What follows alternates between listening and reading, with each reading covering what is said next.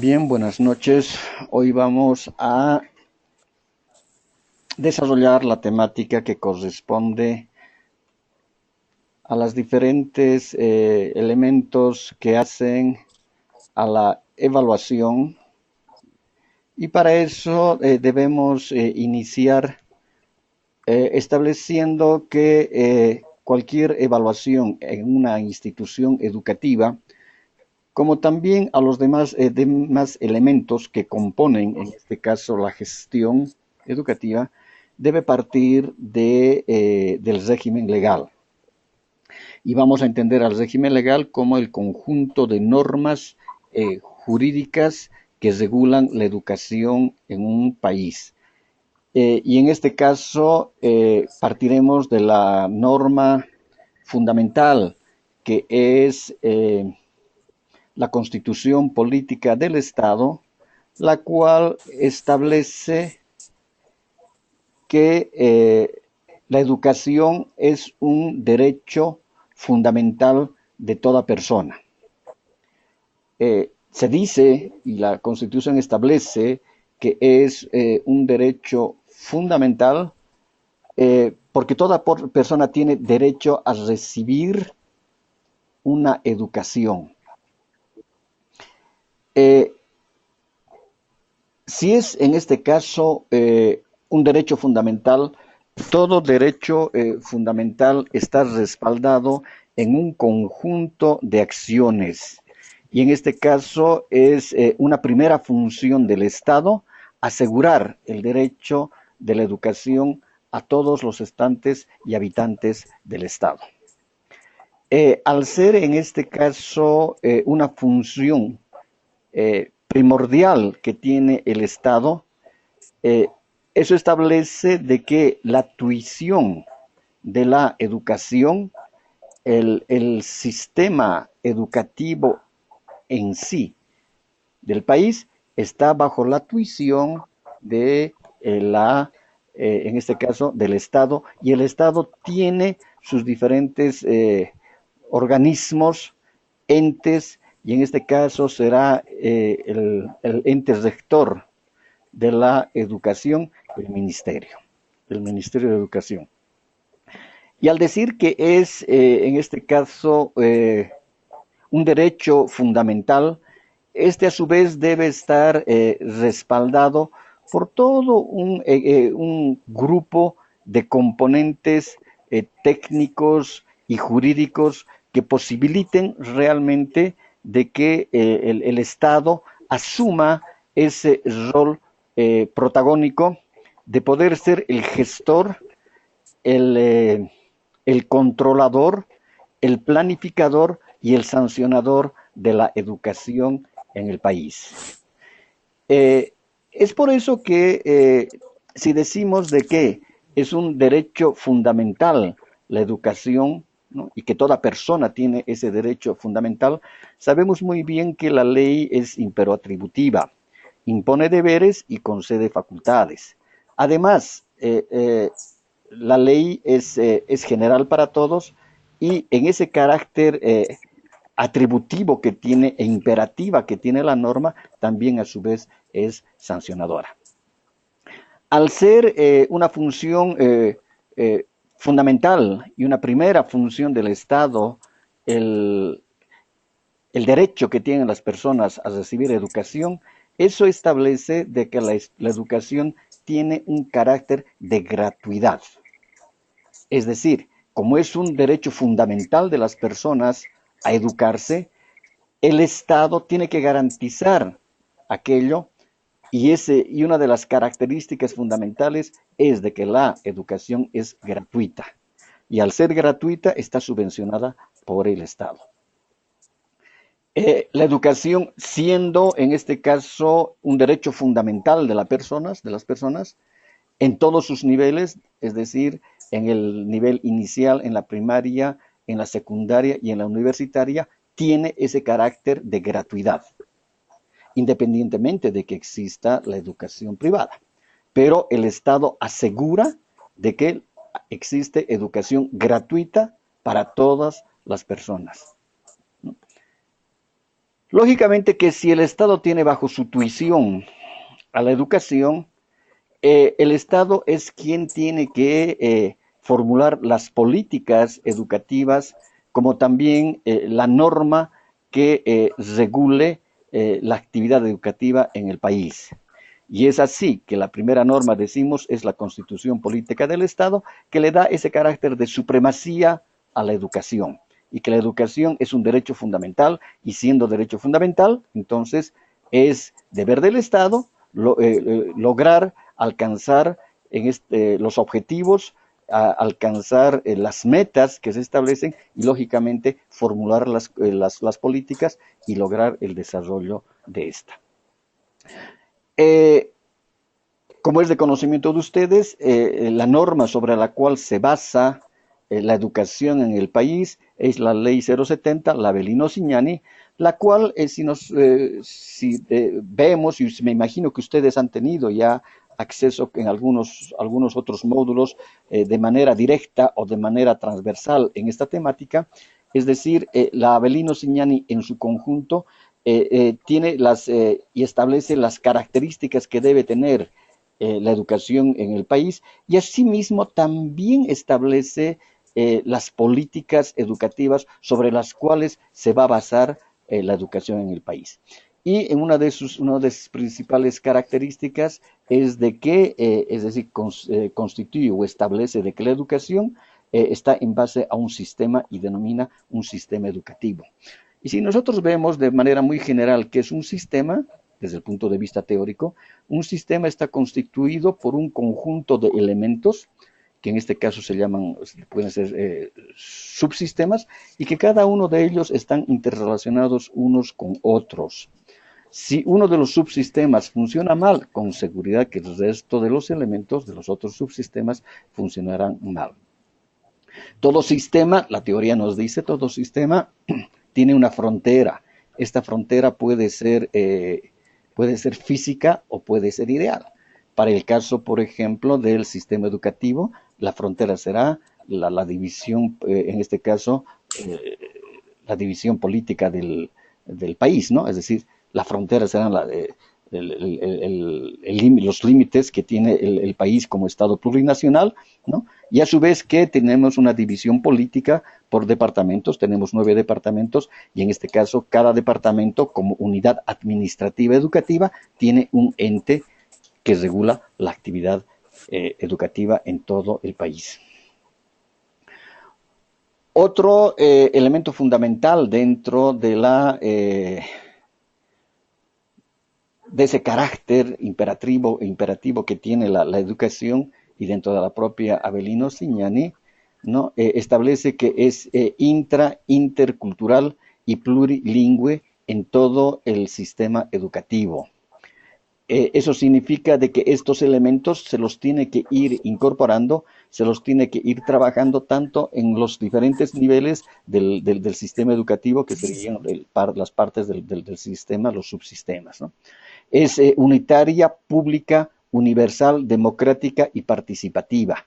Es decir, le da el carácter principal de que es pública, y cuando nos dice que la educación es universal, significa que abarca a todos los niveles sociales, económicos, políticos, geográficos, etcétera, del territorio nacional.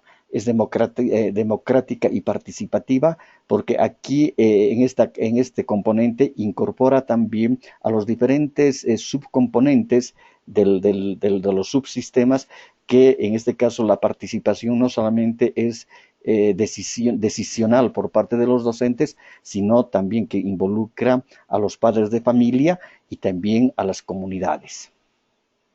Y participativa porque deben participar, dice, todos los agentes que forman parte de la educación, los agentes activos de la educación deben participar, y también en la toma de decisiones.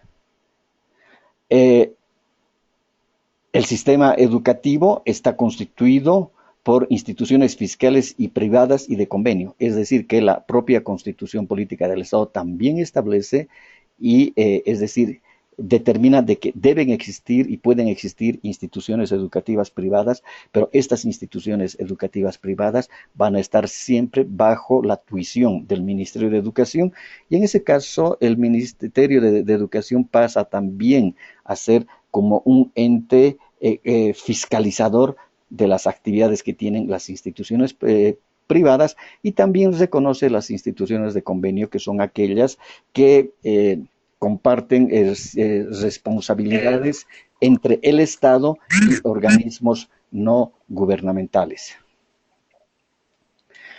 Otra de sus características dice que la educación es abierta, humanista, científica, técnica y tecnológica. Es decir, aquí si nosotros vemos el discurso que se dio a un inicio cuando se promulga la ley, la 070, al principio se le da este carácter, ¿no? Inicialmente de que es intercultural y plurilingüe, pero no solamente a la educación se la puede concebir en su carácter intercultural o plurilingüe, las diferentes lenguas de las diferentes nacionalidades que componen el Estado, ¿no?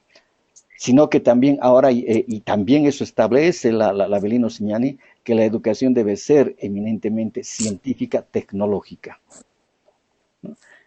Y ese carácter científico y técnico y tecnológico, lógicamente, nos establece de que tiene que haber una ligación muy grande entre lo cultural, lo intercultural, ¿no? Y este puente tiene que llegar a conjuncionar en los intereses científicos, técnicos y tecnológicos que tiene y que debe tener la educación. Luego, otro elemento fundamental, que la educación es obligatoria hasta el bachillerato. Porque no nos olvidemos de que anteriormente la educación solamente estaba determinada en el ciclo primario. Hoy la educación es obligatoria hasta el bachillerato.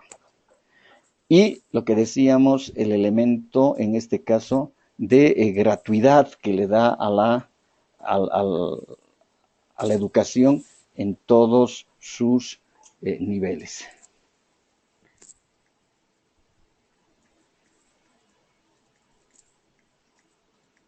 ¿Tienen alguna pregunta hasta acá?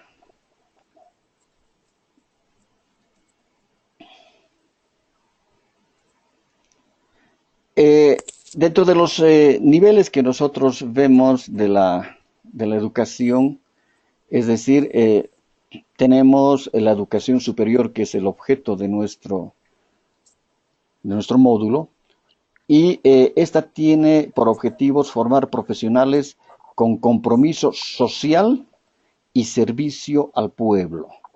Es decir, de que estos dos elementos deben ser los que deben de alguna manera establecer las características de los principios y de los preceptos que tengan las instituciones educativas, no importa que sean públicas o que sean privadas.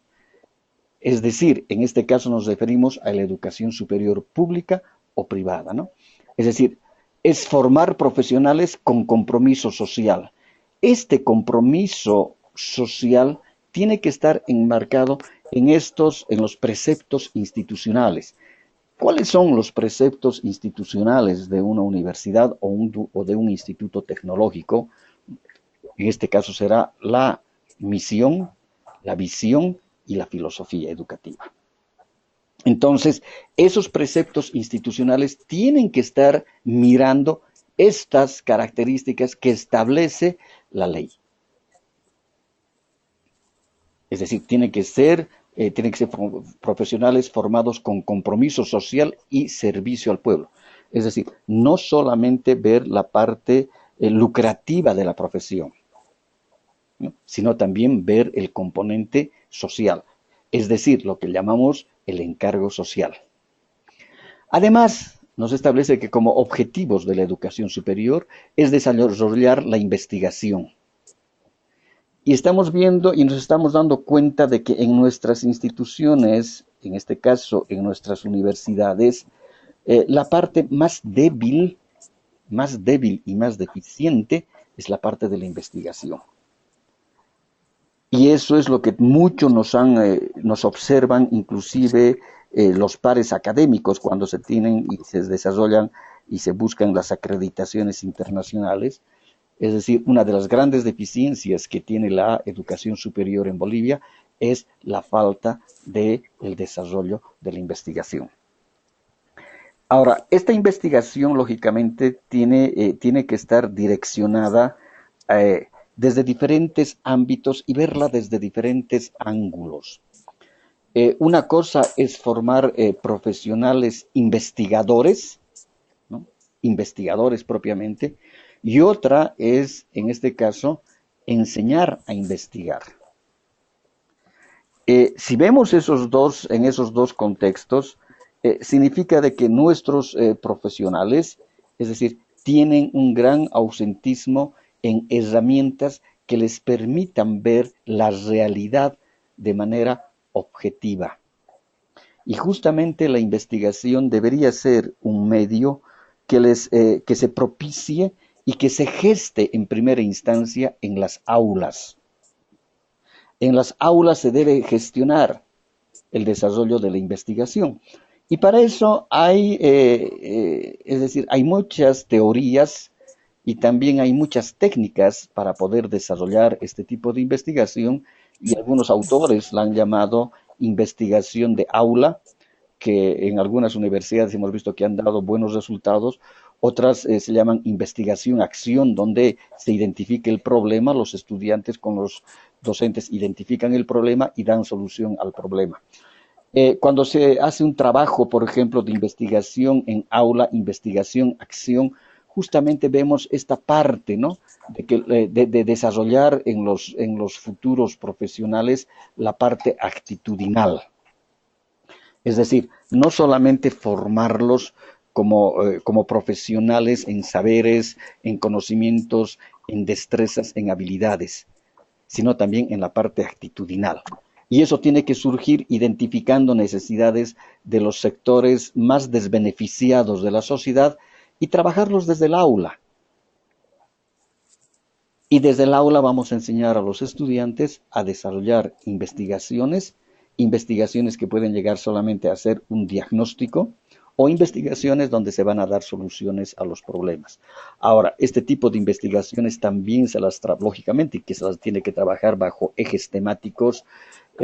Estos ejes temáticos también pueden estar transversalizados entre una, dos, tres o cuatro o cinco asignaturas del plan de estudio de una carrera, y lo óptimo también sería de que se pueda transversalizar los diseños curriculares de una, dos o tres carreras y tomando en cuenta un eje de investigación y un tema de especificación en específico que surja en las aulas, pero que se desarrolle con los estudiantes y los docentes. Sabemos que todos los estudiantes no van a tener esas habilidades para poder ser investigadores, pero por lo menos vamos a motivarlos y vamos a mover esa parte intrínseca del ser humano de que los estudiantes logren salir de la burbuja en la cual viven. Lamentablemente nuestros estudiantes viven en una burbuja, y cuando decimos viven en una burbuja es porque ellos se interrelacionan entre sí, entre ellos mismos, se interrelacionan con los docentes, pero no ven más allá de la realidad. Y es por eso que la ley establece de que los profesionales tienen que tener un compromiso social.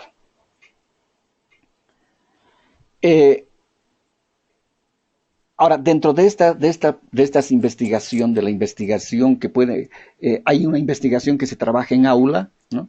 Y también hay investigaciones que se trabajan en los institutos de investigaciones de las universidades, que ya tienen el carácter de ser investigaciones mucho más científicas, ¿no? Es decir, y estas investigaciones también la ley establece que deben buscar y deben estar direccionadas a recuperar y desarrollar los saberes locales y los saberes universales.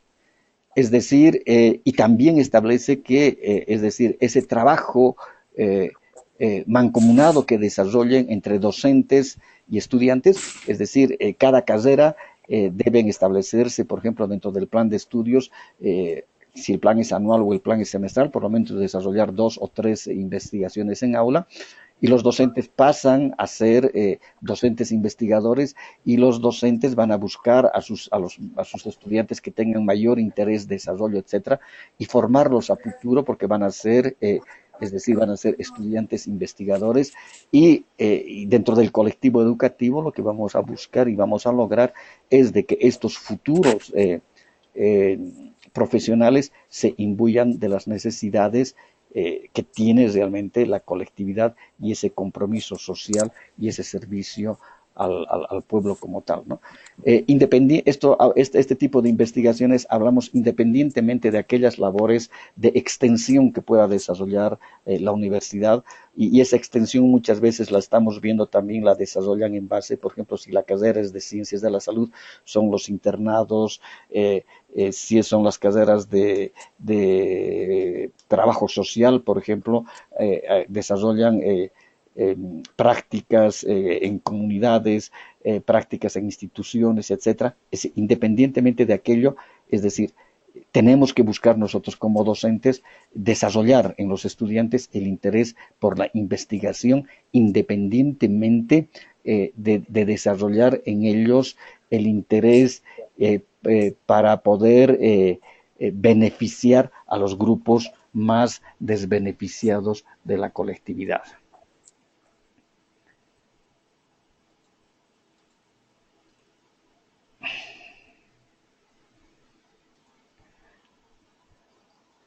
Vamos a ver que la estructura de la educación superior, ¿no? De acuerdo al artículo 30, eh, está es decir, la formación de maestros y maestras. En este caso tenemos este elemento que anteriormente eran denominados como profesores normalistas. Hoy en día ya con la Avelino Siñani se establece que las normales pasan a ser universidades pedagógicas, ¿no? Y el grado académico es de licenciados en ciencias de la educación, y con una especialidad en el área en que se especializa en matemáticas, física, primaria, secundaria, etcétera.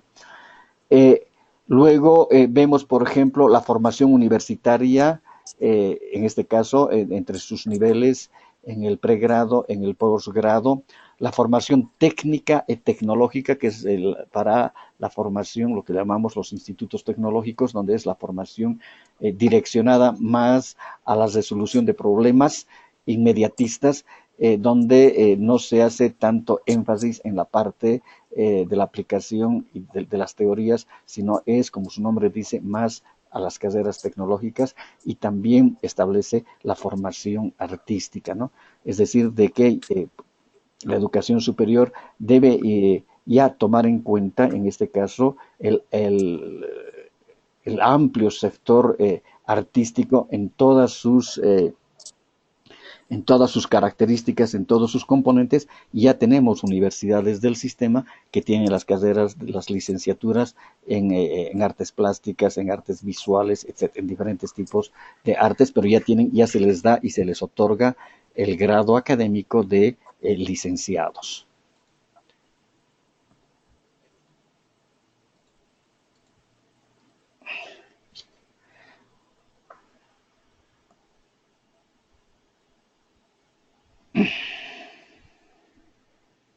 ¿Tienen preguntas hasta ahí? Profesor, buenas noches. Un poquitito más alto les rogaría, por favor. Ahora me escucha, profesor, es que estoy del teléfono. No sé si puede escucharme bien. ¿Está del celular? Sí, ahora un Sí, es poquito. porque no funciona la Ahora sí le escucho, le computadora. escucho, le escucho. Buenas noches, profesor. Buenas Silvana le noches. habla. Buenas noches. Tengo una pregunta, profesor. Era interesante la reflexión que usted hacía sobre el tema de la investigación y que los estudiantes evidentemente viven en una burbuja, pero sabemos que también hay una falencia con el tema de impulsar y motivar y promover este tema de la investigación desde los docentes, ¿no? Porque a veces nos toca y nos ha tocado también como estudiantes de que donde deberían hacer el proceso de la investigación, que es en esa sala de aula a través del docente, no ocurre. Entonces, yo no sé cuál es su opinión en ese sentido y cómo también se debería trabajar, porque sigue pasando, ¿no? Y yo lo sigo viendo por lo menos en muchos aspectos, y justamente de ahí viene. Entonces es un poco difícil pedir eso a los estudiantes cuando vemos que desde ahí viene, ¿no? Porque tampoco existe la formación en muchos docentes en el aspecto de investigación. Claro, ahí justamente responde, es decir, el interés que tenga la institución educativa como tal, sea una universidad privada, sea una universidad pública, sea una universidad indigenista, cualquiera que fuese es decir, el tipo de universidad, en formar a su equipo de docentes como investigadores. Es decir, que desarrollen, hay que formar a los docentes porque sabemos que, y usted tiene toda la razón, porque de eso estamos muy conscientes, ¿no? Decíamos también la anterior semana de que quién es docente hoy en día, y siempre ha sido aquello, ¿no? Son aquellos profesionales que tienen interés en enseñar, pero no son profesionales que han sido formados desde el ámbito pedagógico, con herramientas didácticas para desarrollar el proceso de enseñanza-aprendizaje. Es decir, son profesionales que tienen los saberes necesarios en la carrera que han cursado, tienen dominio o conocimiento sobre un tema en específico, que en este caso sería una asignatura, y van a desarrollar o impartir la enseñanza en las aulas, pero no han sido formados como docentes y tampoco son formados como investigadores. Entonces, ahí está la responsabilidad de la institución educativa de empezar a formar sus cuadros de docentes como investigadores. Imagínense, si el docente no tiene las herramientas de investigación, ¿qué va a poder exigir a los estudiantes de que elaboren una investigación si él no sabe cómo investigar o cómo identificar el problema o con qué herramientas o con qué técnicas va a abordar la investigación? ¿Va a ser una investigación cualitativa? ¿Va a ser una investigación cuantitativa? ¿Va a ser una investigación mixta? Si se va a intervenir la parte de la investigación, va a ser investigación acción. Si se va a intervenir para dar solución a los problemas identificados y diagnosticados. Entonces, es todo un conjunto de elementos que hacen de que los docentes tienen que ser también formados en investigación, ¿no? Y eso es fundamental, que la universidad tiene que tener sus cuadros de docentes investigadores y, es decir, y así ir año tras año incorporando mayores docentes investigadores. Ahora, sabemos muy bien de que tanto en las instituciones, en las universidades públicas o en las universidades privadas, la mayor parte de los docentes son docentes itinerantes, ¿no? Es decir, que son docentes de carga horaria de medio tiempo o con unas cuantas asignaturas, y a veces se hace mucho más difícil. Y ese, por ejemplo, es un elemento que también determina el paracadémico cuando hace cuando desarrolla la evaluación en las instituciones educativas y en los programas o carreras, ¿no? Es decir, el número de docentes de tiempo completo, porque a mayor número de docentes de tiempo completo nos asegura de que tengamos y que podamos formar los cuadros de docentes investigadores, de que a esos docentes podamos también prepararlos o, en este caso, capacitarlos en el uso de las diferentes herramientas de la didáctica, ¿no? Ujú. Ok, gracias, profesor. Por eso decimos de que la educación universitaria es en sí un proceso de capacitación, formación y cualificación, ¿no? Es decir, eh, y mucho más ahora eh, que tenemos, ven la pantalla, ¿no? Listen, Dígame. una pregunta al respecto del mismo tema antes de pasar a que nos explique. Usted, ¿cómo, mejor dicho, habla bastante del docente investigador? ¿Usted qué cree, qué competencias debería tener un docente, pero del verdadero investigador? Eh, es decir, lo primero que tenemos que desarrollar en los docentes es darles y otorgarles las herramientas metodológicas, ¿no? Es decir, tienen que saber manejar los métodos. Y esta es una parte que adolecen mucho sobre el manejo de métodos, ¿no? Es decir, hay un sinnúmero de métodos, el método deductivo, el inductivo, el método científico, y es decir, independientemente de los métodos generales que son aplicables a todas las disciplinas, cada disciplina tiene sus propios métodos, porque en el caso del derecho, tiene métodos propios, el método histórico, el método exegético y así, ¿no? Es decir, cada disciplina tiene sus propios métodos. Entonces, lo primero que se tiene que hacer es capacitar a los docentes sobre la teorización de los métodos y luego sobre la aplicación de los métodos para la investigación. Luego tenemos que adiestrarlos en el manejo estadístico, es decir, si vamos a hacer investigación, tenemos que tener esas herramientas que nos otorga la estadística. Luego tenemos que ver es decir, también darles los instrumentos de la investigación cuantitativa que está muy apoyada a la estadística y también la investigación cualitativa, es decir, darles las herramientas necesarias y las técnicas necesarias para poder desarrollar investigaciones cualitativas, ¿no? Entonces, tenemos que formar esos cuadros y bajo esas mismas características docentes que estén formados en investigación seguramente que van a empezar a trabajar con sus estudiantes y decíamos no todos porque no todos tienen ese interés por desarrollar la investigación, trabajará con todos, enseñará a todos, pero de ahí irá él identificando cuáles son aquellos estudiantes que tienen mayor vocación o interés para ser investigadores a futuro, y esa gente se va rescatando, ¿no? Y se va trabajando con esos estudiantes, porque si nos damos cuenta, en el fondo de los fondos, al final esos estudiantes van a pasar a ser investigadores y van a pasar a ser futuros docentes. Sí, tiene razón. ¿No? Muchas gracias. He tenido lindas experiencias yo trabajando en la parte de investigación, acción desde el aula, porque hemos motivado a los docentes, es decir, y esa motivación a un principio tiene que ser con exigibilidad, ¿no?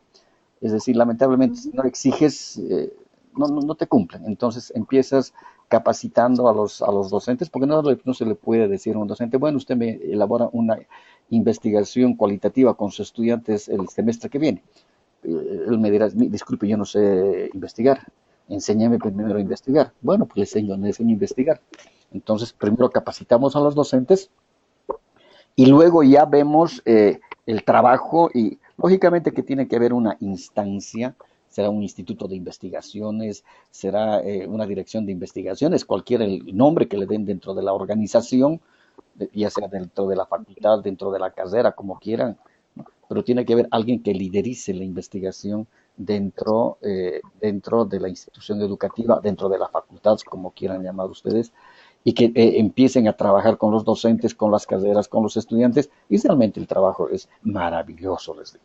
El trabajo es maravilloso, y mucho más cuando se transversaliza entre diferentes carreras. Por ejemplo, el eje temático puede ser medio ambiente. Dentro de medio ambiente vamos a tocar un tema, por ejemplo, contaminación acústica, por ejemplo. Ya. Entonces, pueden participar estudiantes de la carrera de Derecho, de Ambiental, de Biología, es decir, pero el tema se transversaliza el tema cuando el tema tiene que salir de las unidades temáticas. El tema no lo podemos inventar.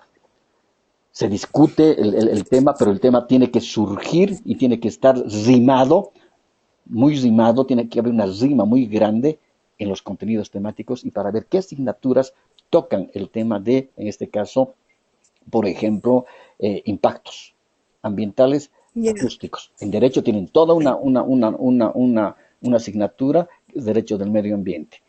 En la carrera de Medio Ambiente o de Biología tienen todo un tema sobre impactos ambientales acústicos, ¿no? Entonces, en la carrera de Agroindustrial también hay impactos, ¿no? Entonces, reunir esas asignaturas, ver los contenidos temáticos y transversalizar ese tema con los diferentes estudiantes y al final, es decir, salen investigaciones multidisciplinarias que realmente el resultado es interesante porque se trabaja con es decir, con la información del Internet, se contextualiza, se va a los lugares para hacer las mediciones.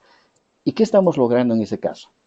Corroborar la teoría con la práctica. Es decir, vamos a lograr estudiantes competentes. ¿No? Y esa es la gran virtud que tiene el enfoque por competencias, ¿no? Es decir, el enfoque por competencias lo que busca mucho es aproximar al profesional, a nuestro futuro profesional, a la empleabilidad. Es decir, formarlos en la realidad propia del ejercicio profesional. Por eso decimos que la educación superior en sí es un proceso de capacitación, formación y cualificación. Y educación continua de profesionales en los niveles tercero y cuarto del sistema educativo boliviano. Es decir, eso significa de que la educación universitaria tenemos que afrontarlas es decir, desde el pregrado, en el posgrado, en el intermedio, etcétera, ¿no? Es decir, en este caso, la formación universitaria conduce a la obtención, ¿y cuál es el fin? Es del título profesional. Y el grado académico, sea técnico superior, licenciatura, que es el grado, el posgrado, el doctorado, etcétera, ¿no? Busca fundamentalmente, es decir, la profesionalización de las personas en cualquiera de los niveles. Ahora, nuestro sistema educativo, sea el del sistema de la CV o el reglamento de las universidades privadas, como también la Belino Ziñani, es decir, el nivel académico, en este caso de la educación superior, está el primer nivel es el técnico superior, a pesar que tampoco se desconoce las carreras, es decir, las titulaciones intermedias dentro de un diseño curricular, que pueden haber 2, 3 titulaciones intermedias como técnicos medios, y solo se certifica aquello, y luego sí el grado académico es técnico superior, y el siguiente grado es la licenciatura, el siguiente grado es la especialidad, el subsiguiente es la maestría, y luego viene el doctorado. Y de acuerdo al reglamento de la CV, también el postdoctorado crea grado académico, lo que no ocurre en otros países, ¿no? El postdoctorado solamente es el resultado de las investigaciones y que se las puede indexar directamente a revistas internacionales y se las conoce con el nombre de los papers. Bien, interesante. ¿Tienen alguna preguntita más sobre esto? Luego vemos los tipos de universidades de acuerdo a la nueva Constitución Política del Estado. Tenemos las universidades públicas autónomas, que en este caso están constituidas por todas aquellas universidades del sistema. Y el sistema es la que las aglutina como universidades del sistema o universidades autónomas. Y hay 2 tipos de miembros en este tipo de universidades que las aglutina el CV. Y son las universidades propiamente del sistema y las universidades invitadas. En nuestro caso tenemos como universidades invitadas a la Universidad Católica, tenemos a la EMI, y no hace mucho, creo que hace 2 años, 1 año, algo por ahí, también ha ingresado a la Universidad de la Policía, ¿no? Ahora, ¿cuál es la diferencia entre las universidades autónomas y las universidades invitadas dentro de la CV? Es de que las universidades autónomas tienen voz y voto, pero las universidades invitadas solamente tienen voz, no tienen decisión dentro de las reuniones ordinarias o extraordinarias que tiene la CV. Y lógicamente, es decir, cualquiera de este tipo de instituciones educativas están reguladas por la Constitución Política del Estado. Luego tenemos las universidades privadas. Las universidades privadas, que sí ya la anterior Constitución Política también las reconocía, ahora la nueva Constitución las reconoce, ¿no? Y estas universidades privadas están reguladas y controladas directamente por el Ministerio de Educación.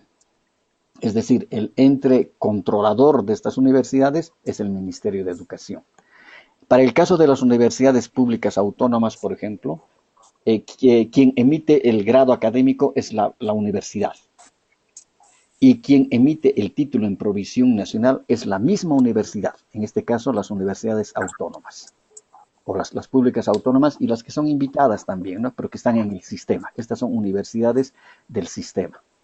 En cambio, en las universidades privadas, quienes emiten el título, el grado académico, sí es la propia universidad, pero el título en provisión nacional emite el Ministerio de Educación. Y ese es el carácter también de obligatoriedad que tiene, ¿no? Es decir, los programas, los diseños curriculares, la apertura de carreras, todo de las universidades privadas están regidas por el Ministerio de Educación. Es un ente totalmente controlador. Luego tenemos las universidades indígenas, que en este caso son las universidades que corresponden a tierras altas, a los valles y a tierras bajas. En Santa Cruz tenemos una universidad, por ejemplo, en el Chaco, ¿no? En el Chaco cruceño. Y estas universidades están regidas también y controladas por el Ministerio de Educación. Y hay universidades de régimen especial, que en este caso serían la Universidad Militar y la Universidad Policial.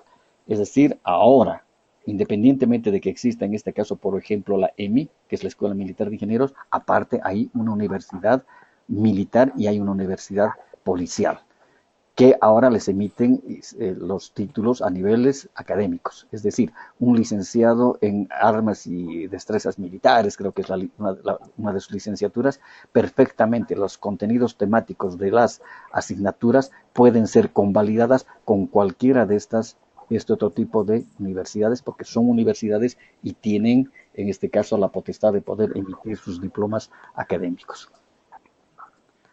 Profesor, Dígame.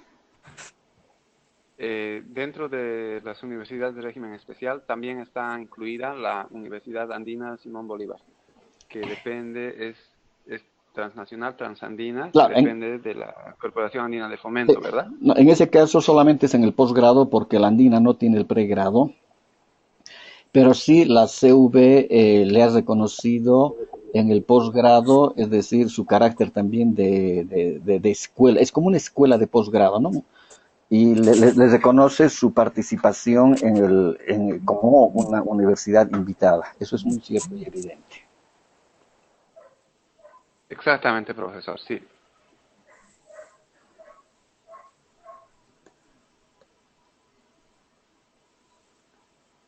Es decir, no sé, cuando tocamos ya la temática propiamente de la evaluación, ¿no? De la evaluación institucional de carreras y o programas, es decir, no se pueden generar procesos evaluativos sino que se conocen previamente el significado de la evaluación y sus objetivos y sus procesos. Existen un sinnúmero de conceptos muy diversos. En algunos casos nos llegamos inclusive a confusiones, ambigüedades. En este caso no hay un concepto único, definitivo, de lo que podemos entender nosotros por evaluación y evaluaciones en las instituciones en educación, ¿no? Por eso, en todas las instancias siempre se requiere contar con un marco teórico, ¿no? Es decir, un refrendamiento teórico en torno al tema y construir definiciones operacionales que faciliten y contextualicen los procesos de evaluación. Es decir, esto significa de que cada institución tendrá que establecer qué para ella, para la institución educativa o por la carrera, qué se entiende por evaluación y qué tipos de evaluaciones existen. Entonces, independientemente de ese conjunto teórico que nos pueda dar todo el sistema y las teorías y todo aquello, es decir, cada institución debe establecer de forma clara, es decir, y contar con un marco teórico que establezca realmente qué se entiende, qué entiende la universidad, qué entiende el programa o la carrera como evaluación, porque si no se cae mucho en las ambigüedades. Hay diferentes tipos de definiciones. En este caso vamos a ver, por ejemplo, una definición operacional y se establece que es un proceso sistémico. Cuando hablamos de un proceso sistémico, es decir, estamos utilizando teóricamente, en este caso, el enfoque por sistemas, ¿no? Y el enfoque por sistemas, lo que decíamos hace rato, significa de que existe un todo, ese todo tiene sus partes y cada una de sus partes están interrelacionadas unas con otras, existe una jerarquía, entonces el sistema en sí es el conjunto de esos elementos, ¿no? Pero es un proceso, en este caso, la evaluación es un proceso sistémico, y al ser sistémico tiene sus diferentes elementos o subsistemas, es ordenado, y lógicamente que tiene que tener un carácter de investigación o investigativo, es decir, tenemos que hallar resultados. ¿Y cuál es en ese caso el fin? Es reunir información. ¿Qué tipo de información debemos reunir? Una información cualitativa y una información cuantitativa. ¿De qué? Acerca del funcionamiento de los elementos que conforman la universidad. Ahora, ¿cuáles son esos elementos que conforman la universidad? Serán sus procesos, serán su estructura organizativa, es decir, todos esos, y decíamos, ¿no? Es decir, una institución educativa es todo un mundo aparte, porque una institución educativa se maneja como una empresa. Sea una empresa pública o una empresa privada, igual. Cualquiera que fuese el ámbito, de ahí tenemos, y decíamos la anterior semana también, es decir, el basamento teórico nos da justamente la administración de empresas.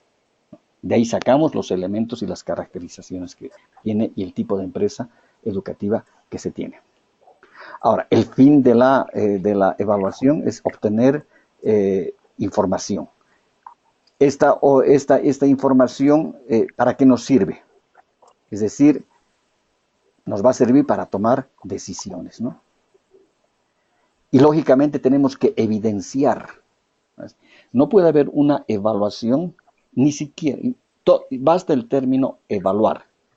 Utilizar el término de evaluación significa comparar, significa cotejar con algo, sea una evaluación institucional, sea la evaluación del proceso enseñanza-aprendizaje, bajo cualquier enfoque, el enfoque por objetivos, el enfoque por competencias, el holístico, lo que cualquiera que fuese el enfoque, ¿no?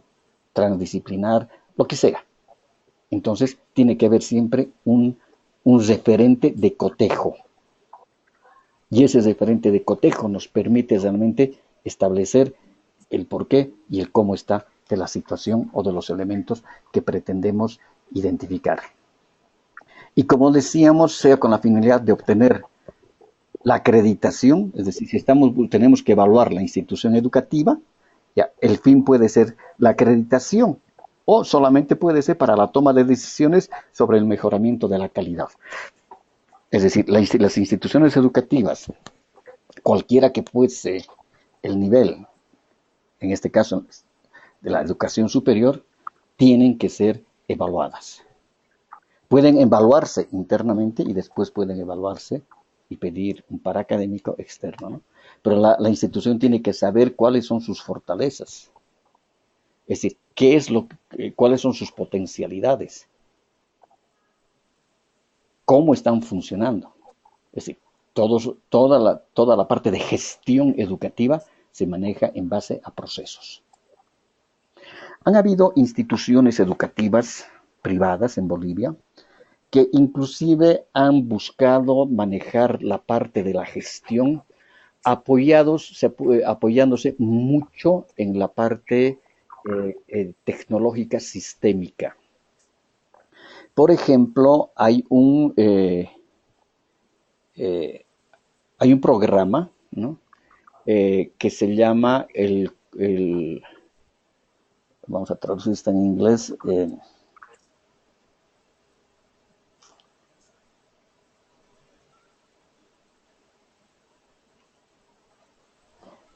el sistema de control de mando integral. Es decir, que hay un programa informático que se aplica, y han habido muchas empresas, especialmente productoras de bienes, que han utilizado el control integral. mando de control integral, balance score, es el término en inglés, ¿no? Y eso ha dado, es decir, han habido instituciones educativas en Bolivia, privadas, que han utilizado el balance score como una herramienta de gestión educativa bajo un sistema informático. Y realmente los resultados son, por lo menos yo los he visto así porque he trabajado con ese sistema. Yo los veo como un sistema maravilloso desde el punto de vista de la gestión. ¿Que es muy tedioso? Sí. Que es a veces agotador para los gestores de los procesos dentro de la institución educativa, sí, ¿no? Y se compara con un semáforo, luz roja, luz amarilla y luz verde. Y cualquier funcionario, en este caso, sea autoridad o sea gestor, ingresa a su oficina, lo primero que pone, prende su computadora y ahí le sale el resultado del balance score. Es decir, aparecen los procesos, dicen, proceso tal está con foco rojo. ¿Qué ha pasado? No ha cumplido, en este caso, el indicador que se había marcado. El amarillo que está, es decir, que ya va a vencer el término para su cumplimiento. Y el verde que sí ha cumplido lo que se ha trazado, ¿no? Entonces, el balance score es una herramienta que ha dado buenos resultados dentro de la gestión educativa. ¿Es tedioso? Sí. ¿Es cansador? Sí. Pero los resultados buscan fundamentalmente llegar a la calidad. Y sobre calidad también se ha escrito mucho, hay mucha literatura, ¿no? La evaluación es un concepto presente en el campo de la educación. La evaluación está concebida y aplicada en su dimensión de acción didáctica, por eso que debe ser la evaluación una parte de la cultura institucional, debe formar parte de sí misma y de todos los componentes de la institución educativa y de todos los estamentos. Es decir, desde evaluar el aprendizaje y calificarlo, y evaluar también, en este caso, los procesos de gestión, ¿no? Es decir, la evaluación también tenemos que verla como concepto presente en el campo de la gestión. Debemos concebirla y aplicarla en su dimensión de gestión educativa. Y de gestión educativa, porque a veces cuando nosotros pensamos evaluación, solamente pareciese de que el término evaluación solamente queremos nosotros encasillar al PEA, ¿no? Al proceso de enseñanza-aprendizaje, es decir, tenemos que evaluar a los estudiantes. Y no es así. Entonces, la evaluación también tiene que estar dentro del campo de la gestión. Y decimos que la evaluación dentro del campo de la gestión está ligada a los procesos. ¿A qué procesos? A la planificación. Es decir, no podemos concebir una institución educativa si no planifica. Y decíamos, ¿qué es la planificación? Organizar el futuro para alcanzar objetivos. Entonces, todo en la institución educativa es planificación. Y lo único que vamos a buscar nosotros con la evaluación es establecer esos procesos, los procesos, cómo andan los procesos, ¿no? Cómo marchan los procesos, cómo marcha la organización en sí y sus procesos, ¿no? Y ver los resultados que han alcanzado esos procesos. ¿Tienen alguna pregunta hasta acá?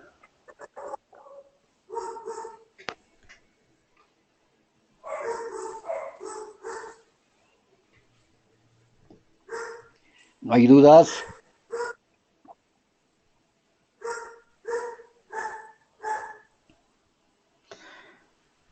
Evaluación es un proceso de análisis estructurado y reflexivo que permite comprender la naturaleza del objeto del estudio y emitir juicios de valor.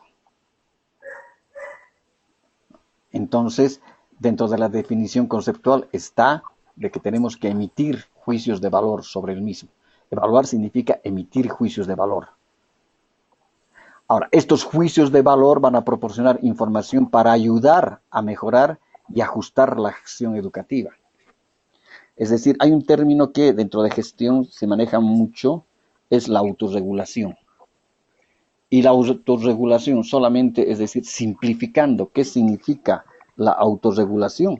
La autorregulación significa identificar un problema y dar solución ya a ese problema. No puede esperar más tiempo. Ponemos un ejemplo. Si una asignatura tiene una carga horaria de 72 horas, porque la carrera es semestral, ¿qué es lo que pasa si los estudiantes no han asistido por problemas sociales, por problemas internos a la universidad, por problemas externos, lo que sea? No han asistido 2 semanas a clases. Eso significa 1, 2, 4, 8 horas que no han, 8 horas pedagógicas que no han asistido a clases. Identificamos el problema. Tenemos que autorregularlo. Y autorregularlo significa que tenemos que dar solución ya al problema. Porque si vemos nosotros, es decir, dentro del plan global, en los contenidos temáticos, la profundidad con la cual vamos a abarcar los temas, están calendarizados. Y sabemos que en esas 72 horas que tiene la asignatura, se van a avanzar 10 temas. Y si no han avanzado los estudiantes, no ha habido clases 2 semanas, ¿qué hacemos? Vamos a tener que ir recorriendo y recorriendo y recorriendo. O finalmente, ¿qué es lo que hace el docente? Tema avanzado, el tema 5 y 6, porque no hubieron clases. Pero no son temas explicados, no son temas consensuados, no son temas discutidos, no son temas resueltos. Entonces la institución tiene que buscar la autorregulación, dar solución al problema. Pues tendrá que poner horas extras a los estudiantes. Si su franja de clases es en la mañana, pues en la tarde tendrán que venir a reponer esas horas. Porque eso es lo que nos garantiza de que los contenidos temáticos se van a cumplir como fueron planificados. Entonces, justamente para eso es lo que nos sirve la autorregulación.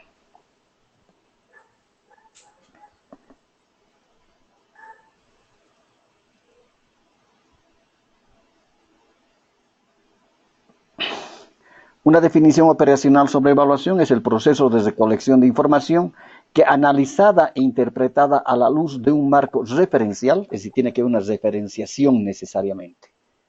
Tiene que haber una referenciación, ¿no? Tiene que haber algo con que cotejar. Permite la emisión de un juicio de valor para la toma de decisiones posteriores, que puede ser sobre una institución educativa o puede ser sobre un programa.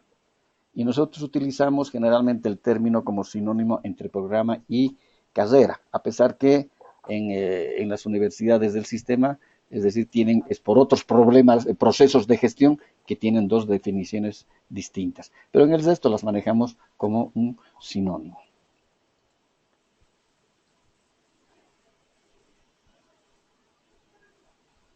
El fin de la evaluación, ¿cuál debe ser? Es decir, mejorar la calidad. ¿Mejorar la calidad de qué? De los procesos. Descubriendo las fortalezas y las debilidades para la toma de decisiones. Es decir, tenemos que tomar decisiones. De nada nos sirve si vamos a evaluar la universidad o vamos a evaluar la carrera o el programa si no vamos a tomar decisiones. Porque la evaluación va a quedar en frondosos tomos de documentos que van a estar en los anaqueles del olvido. No.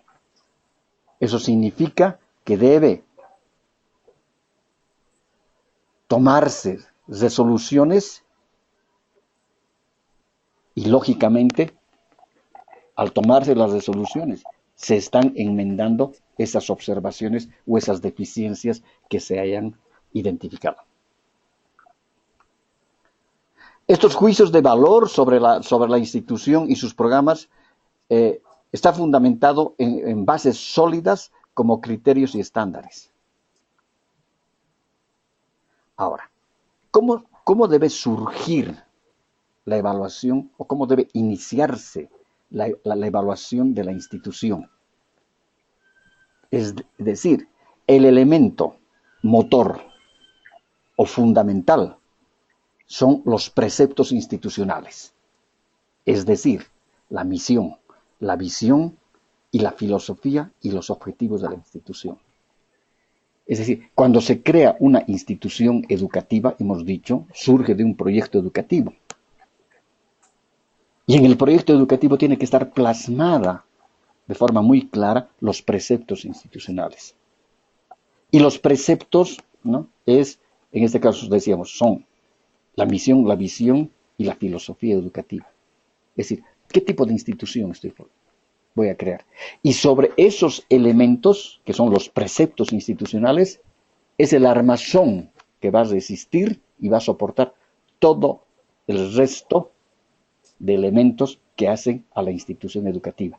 Y que todos deben mirar los preceptos institucionales, todos sin excepción, administrativos, estudiantes, docentes, todos los estamentos. Y no solamente significa, como hemos visto también en muchas instituciones, que los preceptos institucionales, la misión, la visión, la filosofía, ponen con letreritos en las aulas para difundirla. Ya, está bien.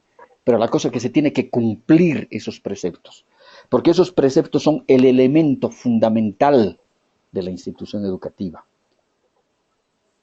Si no se cumplen, por ejemplo, si mi misión es formar profesionales altamente calificados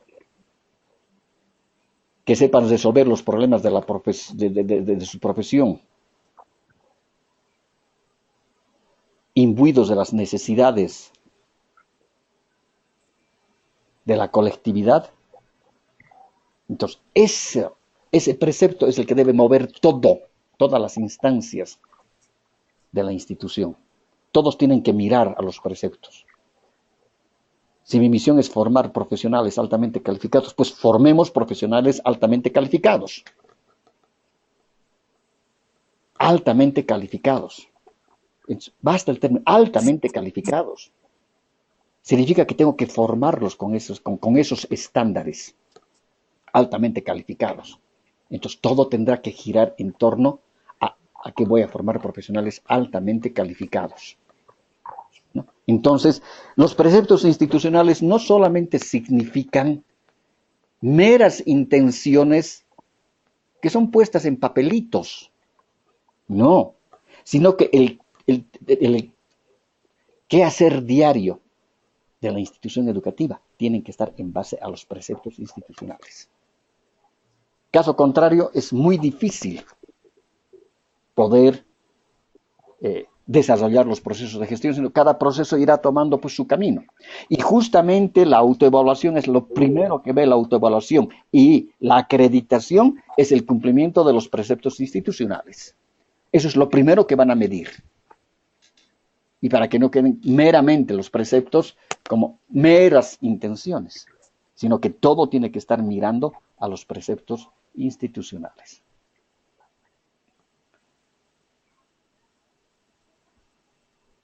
Lógicamente que tiene que existir un marco referencial en el que debe confrontarse la información recogida, es decir, tenemos que hacer un acopio de información.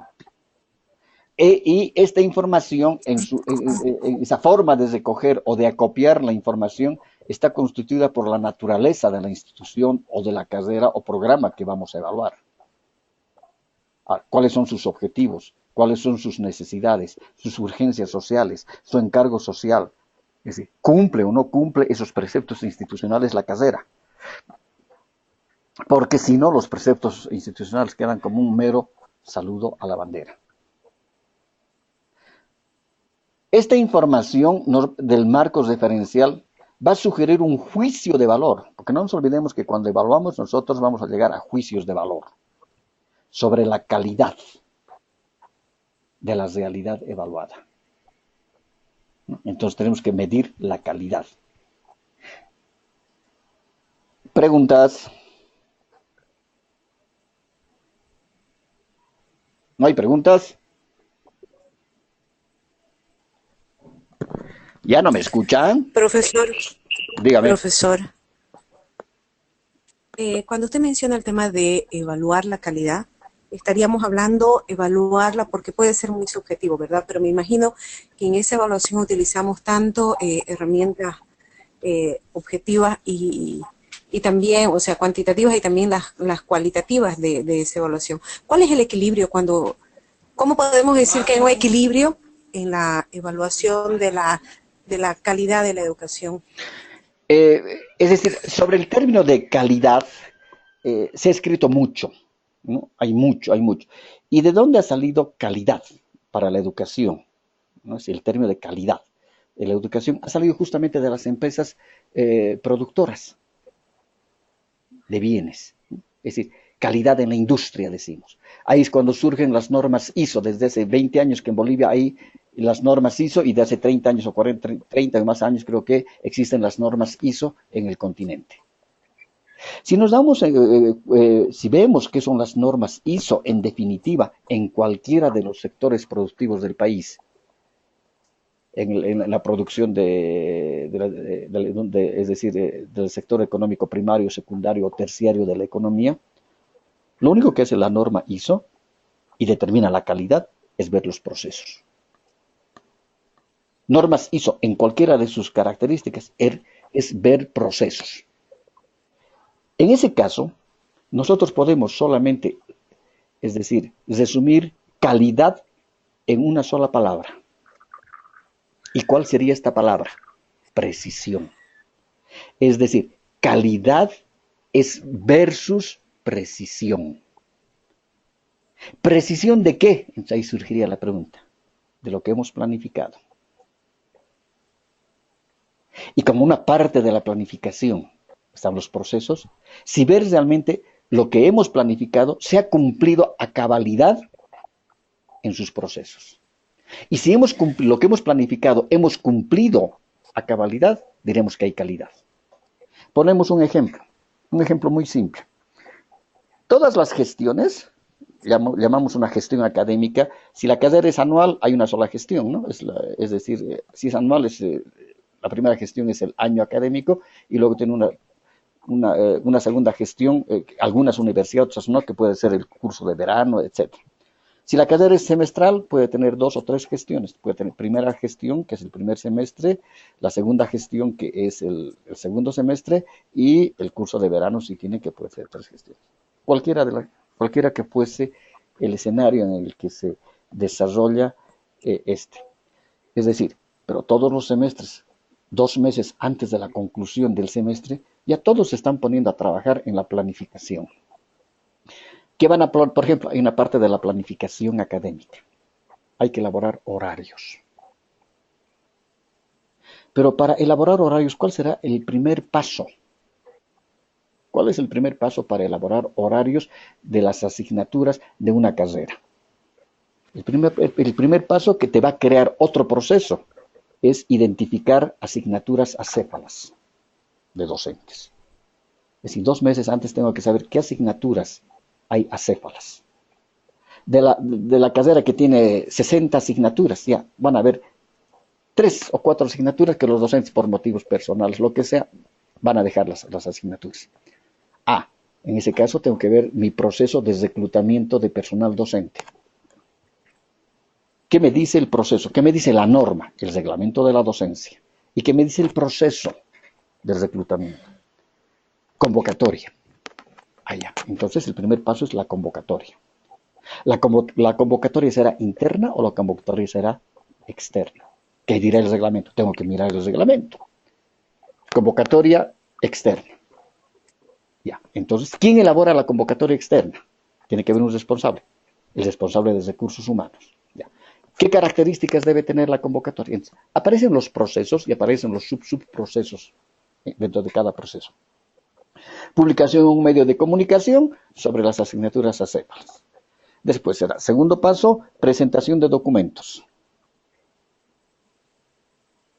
El currículo. Tercer paso, primera entrevista. Entonces, se crea una comisión que va a evaluar justamente los currículos. La experticia profesional. Ya, entonces, los currículos. Después ahí se irán depurando. Ya, y se quedarán con 5 por cada asignatura, 5, 7. ¿Qué dirá? Pues el reglamento, hay que ver eso y qué dirá el proceso. Los 7 primeros seleccionados con el currículum. Luego tendrán una clase, lo que se llama generalmente es una microclase o una clase magistral, dependiendo de qué dice el reglamento y qué dice el proceso. Cada institución es un mundo aparte. Se crea una comisión, también dentro de esa comisión tendrán que invitarse a los docentes que conocen la temática a profundidad y qué es lo que van a evaluar al futuro docente. Dos elementos: si sabe los contenidos de la asignatura y si sabe enseñar. Ya, una vez que ya tenemos eso, ya se tienen seleccionadas ya, asignaturas acéfalas y ya tienen la selección del personal. Luego hay que ver índice de deserción o de reprobados. Entonces hay que ver capacidad instalada.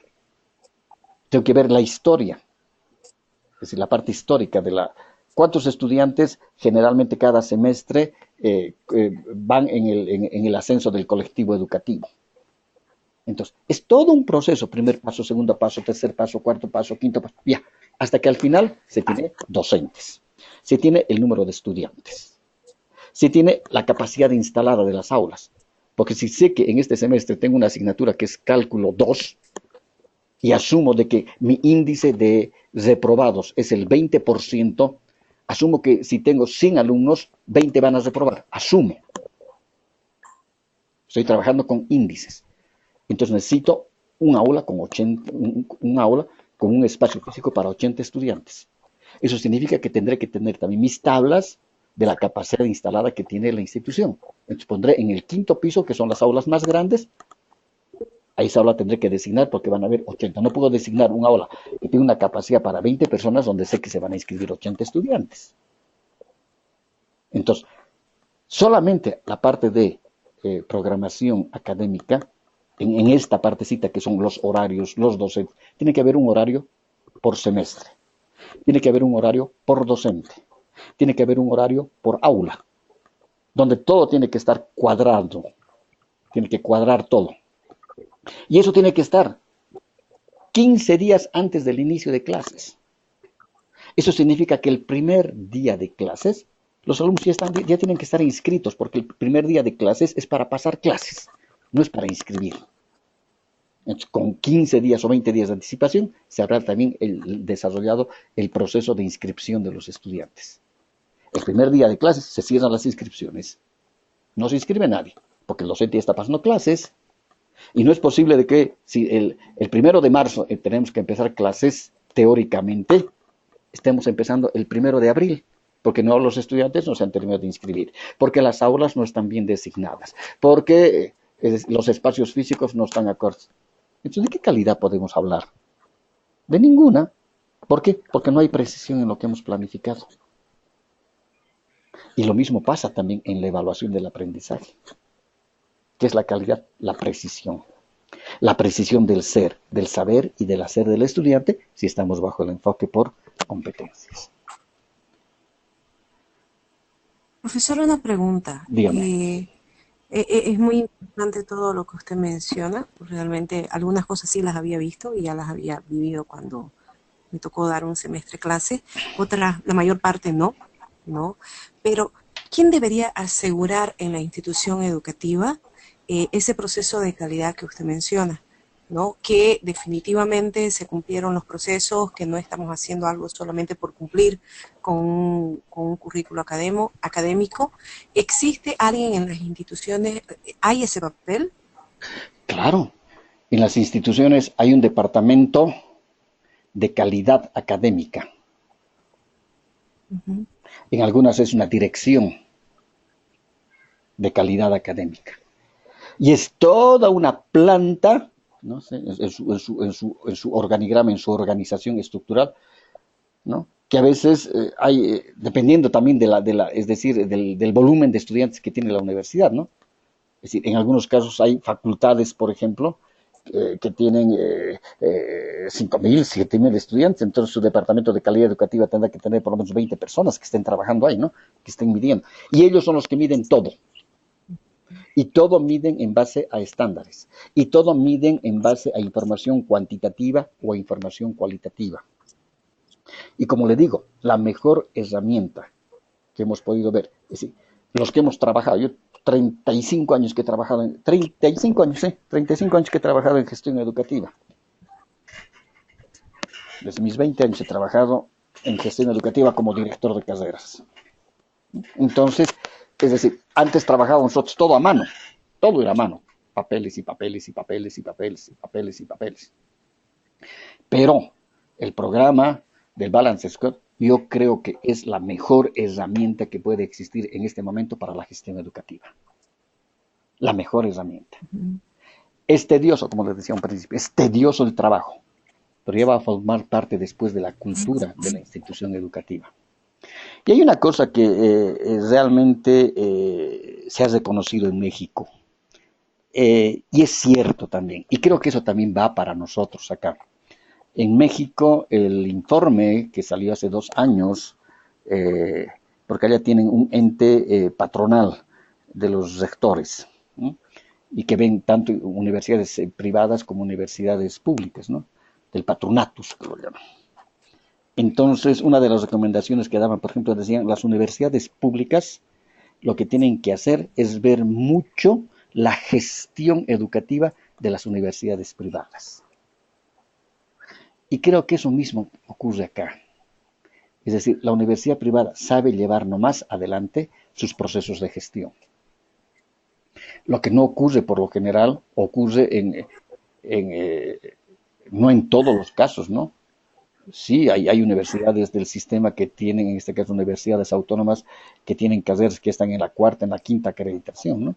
Es decir, hay carreras y programas que son maravillosos, inclusive que están dentro del ranking de mejores programas en América Latina, que son de universidades del sistema y son universidades públicas en Bolivia.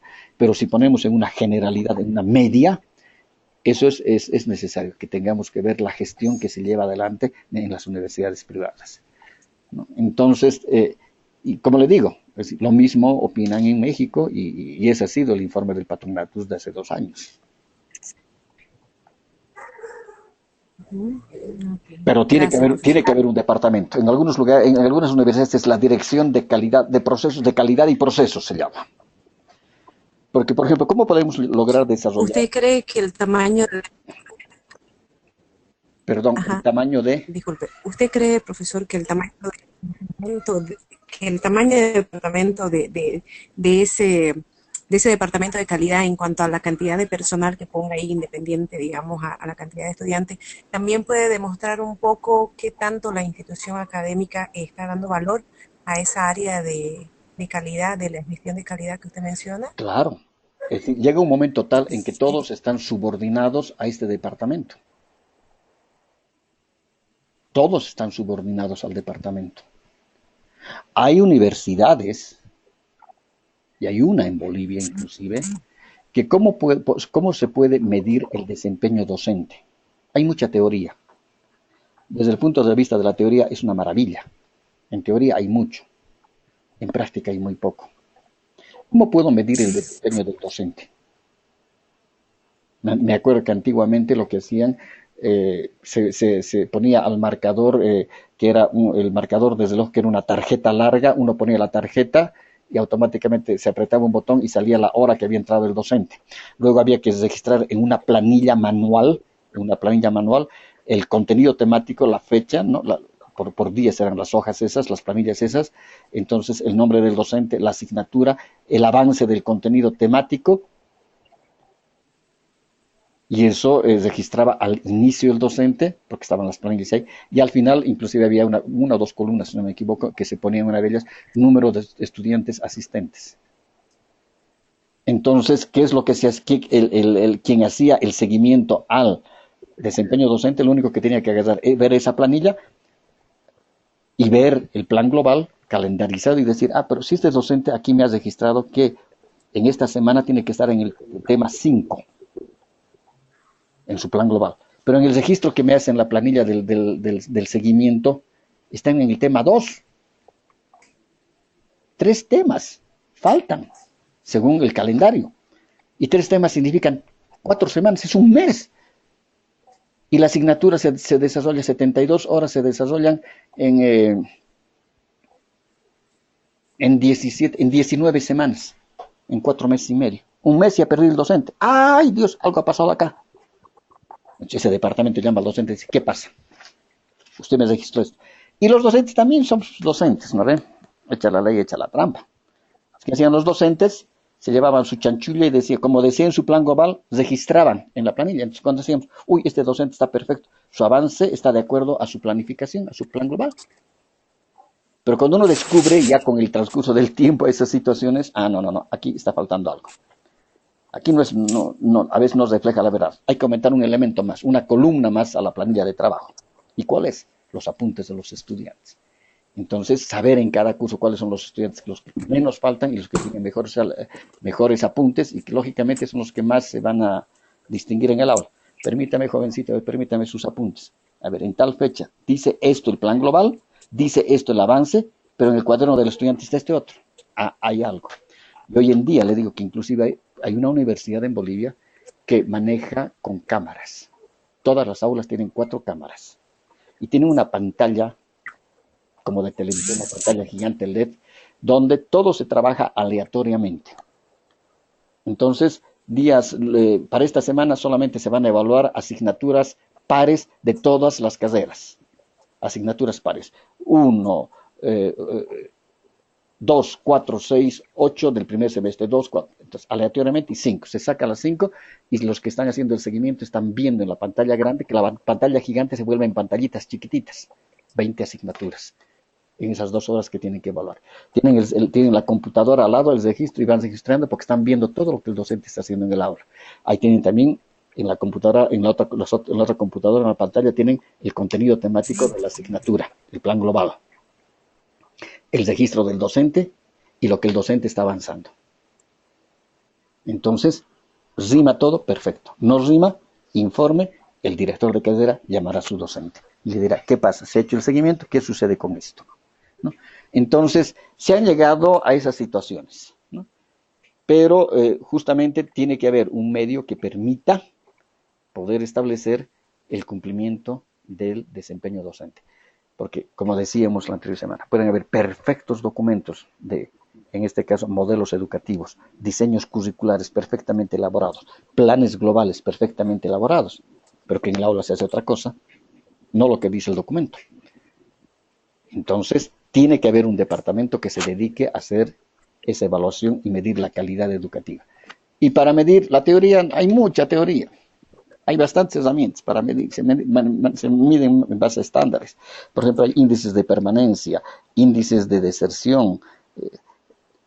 Hay muchos índices que se manejan desde el punto de vista cuantitativo y que se trabaja con estadística, ¿no? Continuando, veremos y diremos que los tipos de evaluación de la educación existen desde la función, que es la diagnóstica, la formativa y la sumativa, que esto está mirando fundamentalmente a la evaluación del proceso de enseñanza-aprendizaje. Luego también se evalúa desde los sujetos que evalúan, ¿no? En este caso, la autoevaluación, la heteroevaluación y la coevaluación. Desde la finalidad de la evaluación integral, la evaluación final o la evaluación síntesis. Y desde los objetos de la evaluación de carreras y programas y la evaluación de la institución. Lo que a nosotros nos interesa en el módulo es ver desde el punto de vista de la gestión, ¿no? de la institución educativa. Cuando se habla de evaluación, se asume muchas veces la evaluación de la carrera, ¿no? Y esa evaluación de la carrera también se la denomina autoevaluación. Y la autoevaluación significa cómo me evalúo como carrera, es decir, internamente. Es una evaluación interna. Es decir, tiene que haber procedimientos de investigación evaluativa para la valoración de la calidad de la institución de un programa de formación profesional, ¿no?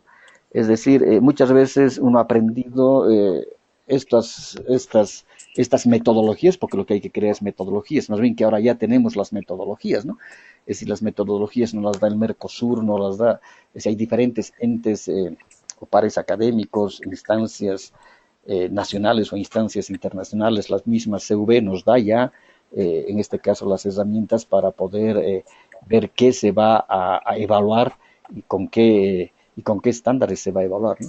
Antes nosotros teníamos que ir tropezándonos, levantándonos, cayendo, tropezándonos para buscar los instrumentos, porque no habían, era muy poco lo que se había escrito en ese entonces, hablamos de hace 20, 30 años atrás, pero siempre buscábamos, es decir, lograr conseguir herramientas que nos permitan identificar cómo estamos. Entonces, hoy en día la autoevaluación significa una investigación evaluativa realizada por los propios agentes, ¿no? Es decir, y en los tres estamentos, estudiantes, docentes y administrativos. Es decir, tenemos que evaluar. Y todo se hace mediante, es decir, muestras al azar, ¿no? Son muestras aleatorias, todo es aleatorio. Ahora, lógicamente que este reporte de autoevaluación tiene que arrojar un informe autoevaluativo en un documento, ¿no?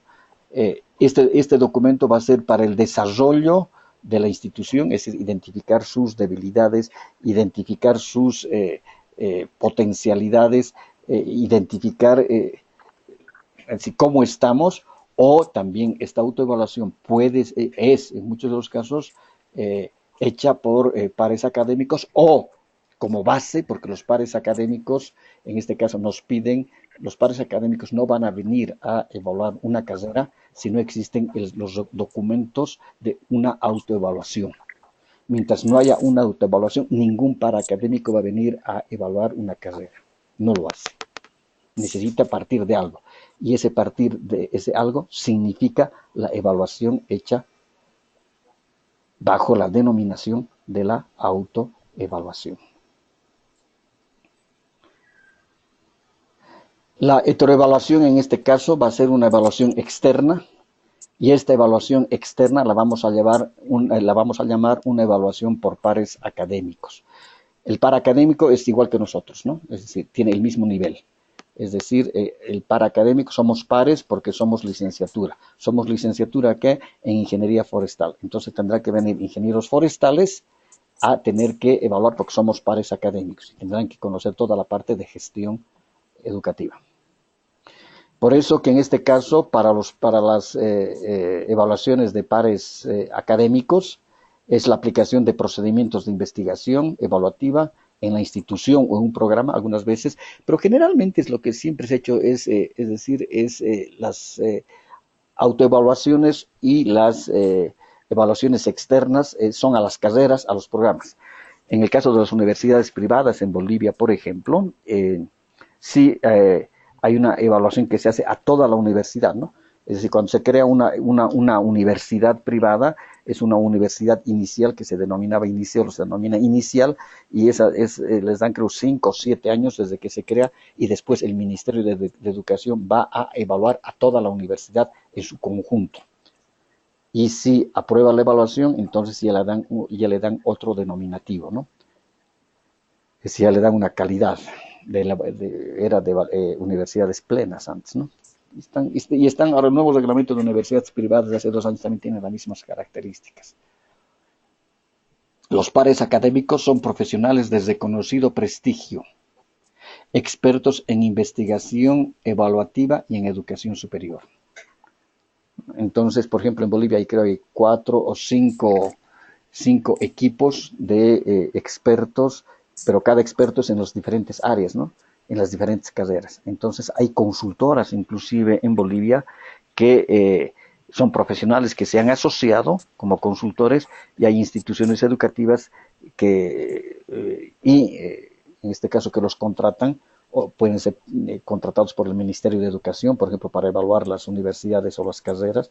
Evalúan las universidades en su desarrollo cuando son universidades iniciales, o son profesionales que también son llamados por la CV, en este caso, o son profesionales que vienen del exterior de los pares académicos. En este caso tienen que ser profesionales sin perjuicio, que puedan emitir juicios de valor en forma objetiva, en forma real. Porque de eso va a depender justamente es decir, de que la evaluación sea totalmente idónea.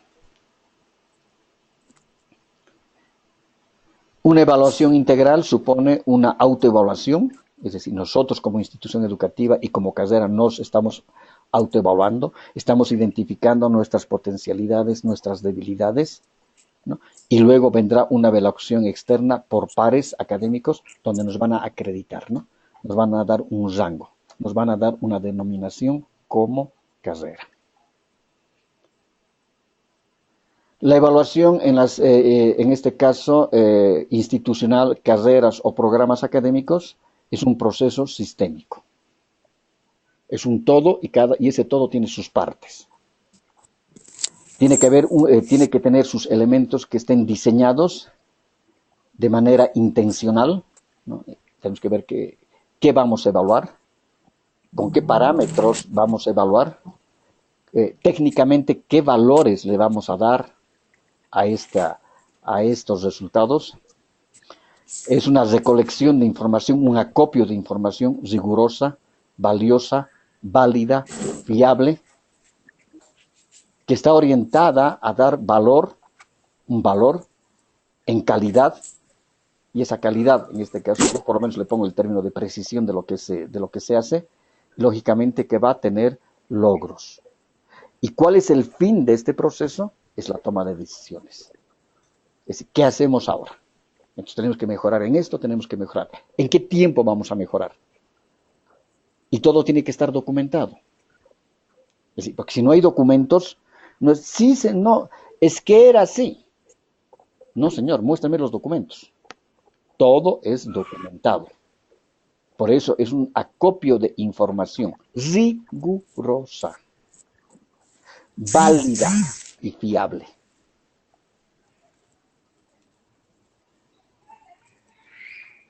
Por eso decimos que la evaluación de una carrera o de un programa es un proceso que permite arribar a un juicio de valor, una toma de conciencia. Y la toma de conciencia es personal por parte de cada uno de los miembros de cada estamento. Y también colectivo, ¿no? ¿En relación a qué? A las capacidades y logros de un programa de formación, que comparados con un marco normativo o académico, ¿no?, posibilita valorar el cumplimiento de metas y objetivos educativos, porque nosotros, es decir, se presume lógicamente que el programa tiene sus objetivos, tiene sus metas, si es bajo cualquier el enfoque, si es el enfoque por contenidos, si es el enfoque por competencias, tendrán las competencias generales de la asignatura o de la carrera, cuál será el perfil profesional, cuál será el mercado profesional, el acercamiento con los profesionales que debe tener la institución con los profesionales que ha arrojado al mercado laboral. Es decir, esa interrelación y esa información que tendrán que dar los graduados del programa es fundamental, porque ellos dirán, realmente, de las 70 asignaturas que tiene la carrera, solamente 30 me han servido para el ejercicio profesional. Entonces tiene que haber una instancia que también todo el tiempo está recogiendo esa información. Y la información tiene que ser retroalimentada, ¿no? Entonces, esos son los elementos que nos permiten avalar la calidad de los procesos. Y decimos nuevamente, para tomar decisiones, para mejorar los insumos, productos y procesos propios de la dirección universitaria. Ahora ha aparecido un término y en el fondo es el mismo, ¿no? Es decir, la gestión académica, que ahora se la denomina en algunos casos, está viendo como gerencia educativa, ¿no? Es decir, hay algunos que quieren especializarse en gerencia educativa. Y justamente la gerencia educativa es el ámbito eminentemente administrativo y técnico que busca, es decir, desarrollar destrezas, habilidades y competencias para estos gerentes educativos, ¿no? Es decir, saber gerenciar la institución. Y saber gerenciar la institución significa cómo vamos a dar esa movilidad, ese movimiento a los procesos. ¿Y cómo vamos a saber evaluar esos procesos? ¿Y cómo vamos a saber tener esa toma de decisiones? Ahora, esa gerencia educativa también tiene que ver, por ejemplo, con planes alternativos, ¿no? Es decir, la toma de decisiones, ¿cómo se la hace? Entonces, hay que saber tomar las decisiones. Hoy en día las instituciones educativas tienen que tener una organización mucho más horizontal que vertical. Es decir, no puede ser que el rector tenga que estar designando hasta el portero, por ejemplo, no. Entonces tiene que haber una delegación de las funciones. Y creo que quien nos ha ayudado mucho en la parte teórica de esto es justamente y Delberto Chavenato es el autor del talento humano, ¿no? Es decir, ya no se habla de reclutamiento de personal, se habla de talentos humanos. Entonces, dar un valor agregado al personal. Y eso es muy cierto, es decir, una institución educativa se debe fundamentalmente y debe su calidad, ¿no?, al personal. Sean docentes, sean administrativos. Y eso es lo que generalmente no ocurre mucho en las universidades privadas porque hay mucha rotación de personal, hay mucha rotación de docentes. Por eso que las universidades privadas se quejan mucho y dicen, no podemos gastar tanto presupuesto en capacitar a los docentes si los docentes son itinerantes o hay mucha rotación. Entonces la universidad tiene que buscar también desde su gerenciamiento cómo va a lograr la retención de los docentes, ¿no? Y ahí está justamente, tiene que saberse cómo manejar a los talentos, ¿no? Las motivaciones, porque la motivación no solamente es económica, ¿no? Hay un sinnúmero de elementos motivacionales para lograr realmente, como vulgarmente se dice, que el docente tenga puesta la camiseta de la institución, ¿no? Entonces, el gerenciamiento significa todas esas características, ¿no? Pero se tiene que tomar decisiones. Sobre esos resultados hay que tomar decisiones. La evaluación hay que verla como un proceso integral, como un proceso referencial, como un proceso continuo. Este es el elemento fundamental. Es decir, tenemos que hacer de que la evaluación, porque al principio hemos visto cuando una institución dice, vamos a hacernos una autoevaluación en las diferentes carreras, es ver al diablo. Es decir, los gestores educativos es como ver al diablo. Y cuando se empieza a trabajar en el proceso mismo de la autoevaluación, todos quieren mostrar la cara bonita, ¿no? Es decir, yo he hecho esto, yo hago esto, yo hago el otro, yo hago esto. Según mi trabajo es el mejor, es el más preciso, es todo eso. Es decir, y eso es por la misma naturaleza humana, ¿no? Es decir, que siempre queremos mostrar lo mejor que sabemos, que hemos hecho, ¿no? Pero después cuando vamos a cotejar los resultados, cuando hemos preguntado a los estudiantes, no, pues los estudiantes dicen una cosa, los directivos dicen otra cosa, los administrativos dicen otra cosa, ¿no? Entonces, y a veces es un temor tan grande que piensan de que la autoevaluación es un medio para, y eso especialmente ocurre en las universidades privadas, ¿no? De que la autoevaluación es un medio para, es decir, para dejar sin trabajo a las personas, no, sino que hay que buscar esa concientización en los administrativos y en los gestores educativos de que la evaluación debe ser un proceso continuo, debe ser un proceso participativo y un proceso científico, que no se está buscando cabezas de turcos de nadie, sino identificar las debilidades y autorregularse inmediatamente, dar solución a los problemas. Ahora hay que ver también planes de contingencia, ¿no? Es decir, la institución educativa se maneja, decíamos, igual que cualquier otro tipo de empresa, tienen que haber planes de contingencia. La evaluación puede ser como un proceso integral, decíamos, debe abarcar todas las variables del ámbito sujeto a la evaluación. Podrá evaluarse cualquier tipo de técnicas o instrumentos. Lo que nos interesa es la recolección de la información que sea pertinente y armónica y que tenga una correspondencia total con la planificación, ¿no? Es decir, por eso decíamos, tenemos que ver cómo hemos planificado, qué hemos planificado, cómo hemos planificado, con qué herramienta hemos planificado y cómo hemos dado movimiento a la planificación, es decir, la gestión.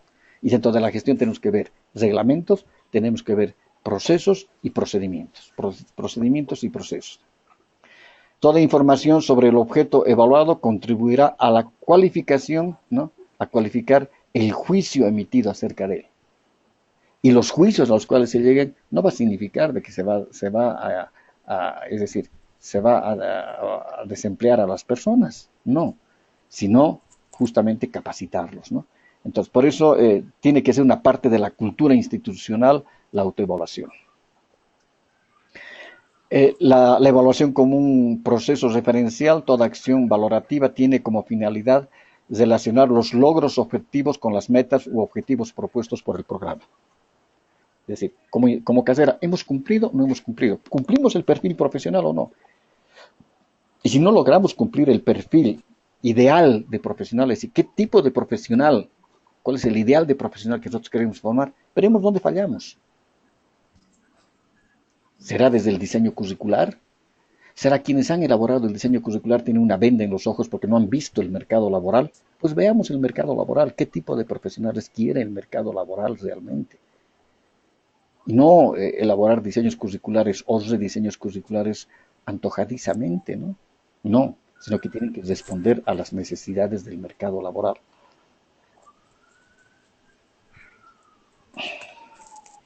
Y decíamos, la evaluación debe ser un proceso continuo. Es decir, porque debe tener una dimensión formativa, tiene que haber una retroalimentación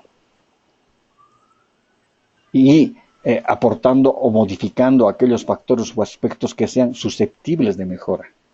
Tenemos que mejorar. Es decir, los resultados tienen que ser para mejorar, tienen que ser para bien.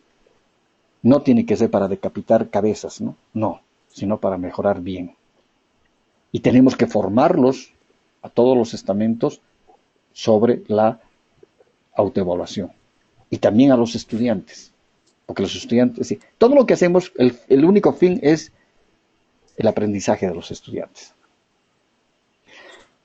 En el proceso evaluativo deben implicarse todos aquellos actores que en él intervienen. Es decir, es lo que llamamos corrientemente los estamentos. La evaluación es un proceso científico que debe responder a un proceso científico. ¿Por qué? Porque tiene que haber métodos. Tiene que haber técnicas de recolección de la información. Tanto, por eso decimos, en la selección y en el diseño y en la aplicación de los instrumentos, como en la metodología empleada para la recolección de estos. Van a ser cualitativos, van a ser cuantitativos, van a ser mixtos. ¿Cómo se va a hacer esa valoración? ¿Cómo se va a hacer el procesamiento y el análisis de la información? ¿Cómo se va a interpretar estos resultados? Es decir, ahí justamente se cae el carácter científico de la investigación evaluativa.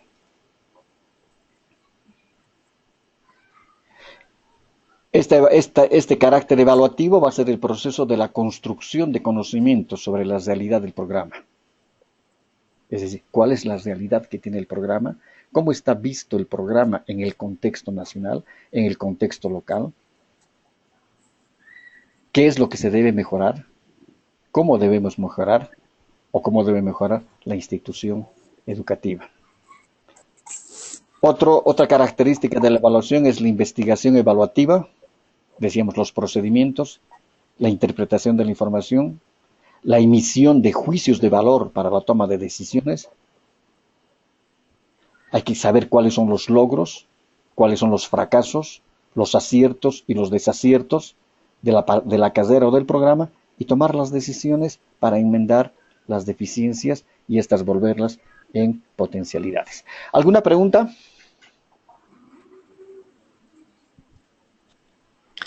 Profesor, ¿usted tendría un ejemplo acerca de lo que usted acaba de hablar sobre la evaluación de institución?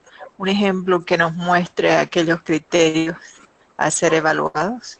Sí, a partir de la cuarta y la quinta semana, el material, si ustedes ingresan a la plataforma y bajan, justamente son los formularios con los cuales hace la evaluación la CV a las universidades del sistema.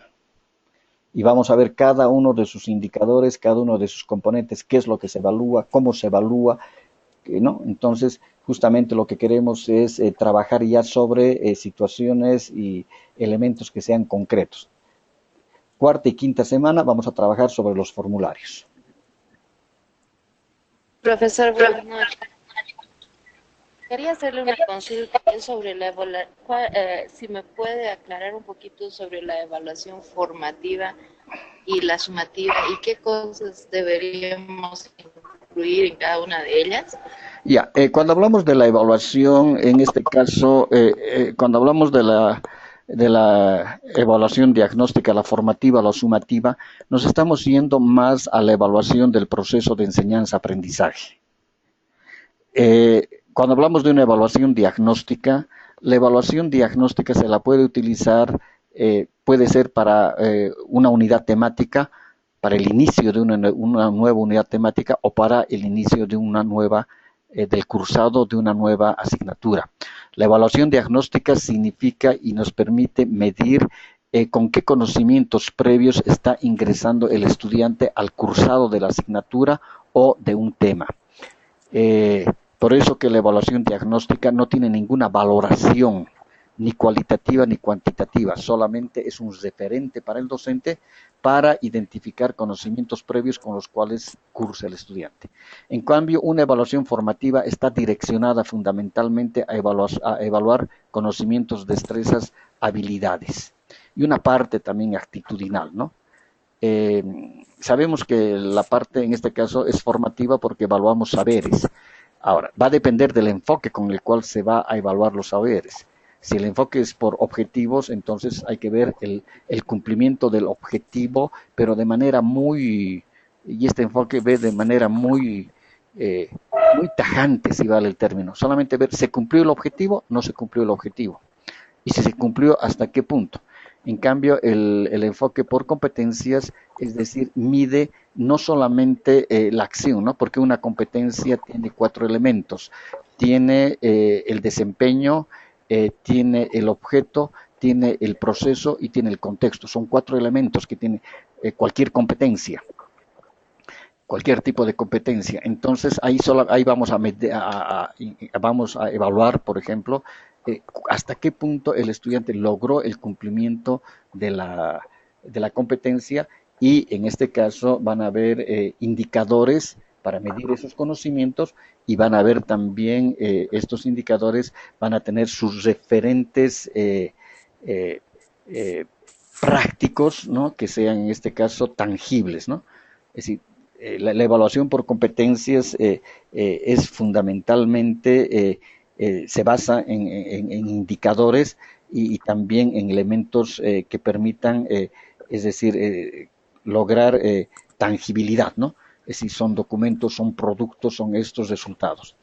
Y la evaluación sumativa, como su nombre indica, dentro del PEA, del proceso de enseñanza-aprendizaje, la sumativa no es la suma de todo, sino que es el conjunto de elementos que me va a poder establecer hasta qué punto el estudiante, si el enfoque es por objetivos, hasta qué punto el estudiante pudo lograr cumplir o alcanzar el objetivo general de la asignatura.